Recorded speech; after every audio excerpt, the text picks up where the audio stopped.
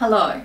Many of you would have heard details regarding the Royal Commission into misconduct in the banking, superannuation and financial services industry that has been underway since Monday the 16th of April.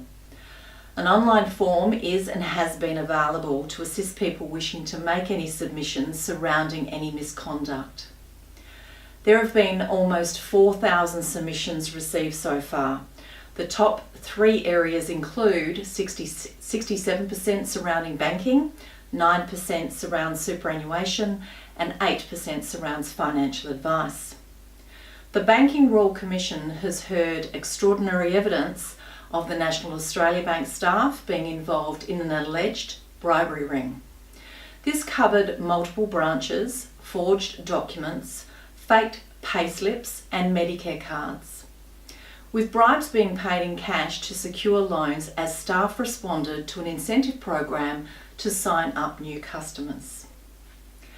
These breaches dated back to 2013 to 2016.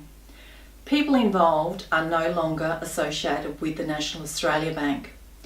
Most recently, we've heard breaches surrounding AMP clients being charged for services they did not receive.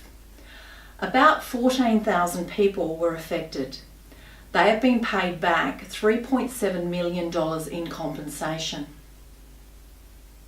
Another 10,500 customers were charged fees by AMP after their financial advisors resigned from the AMP network, which meant they were no longer receiving services that they were paying for. AMP says that these customers will be repaid $1.1 million. About 3,100 clients' fees continued after AMP fired their advisors, also from its network. These clients will also be repaid $1.2 million in compensation.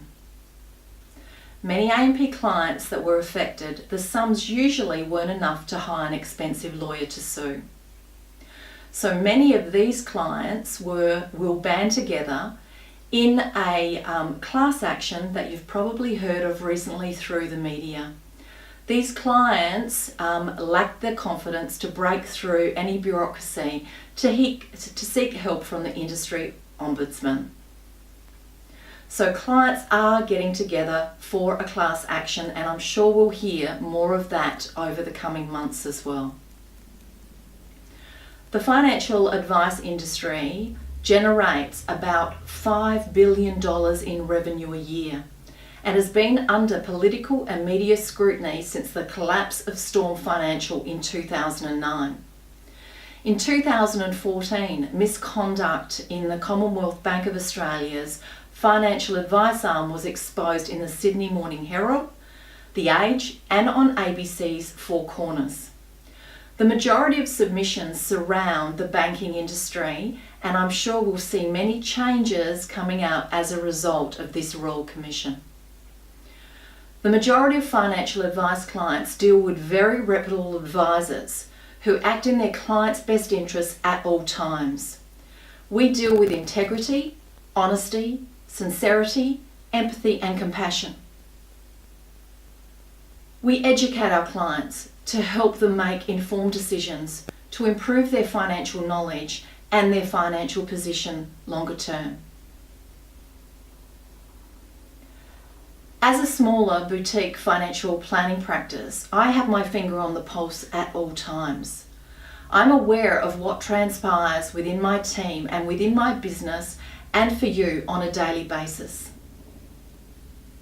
I have a great team who support me and also care about you. We take your situation very personally.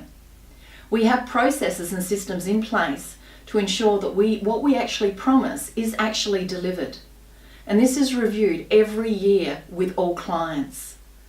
Over the coming weeks, we will hear further news coming out and the outcomes surrounding these findings.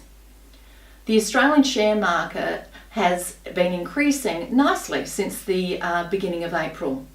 It has risen by around 170 points as at Friday the 27th of April. These issues are related to individuals and do not generally affect the wider market.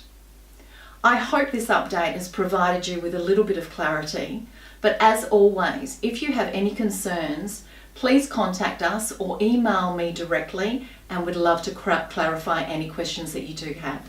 Thank you.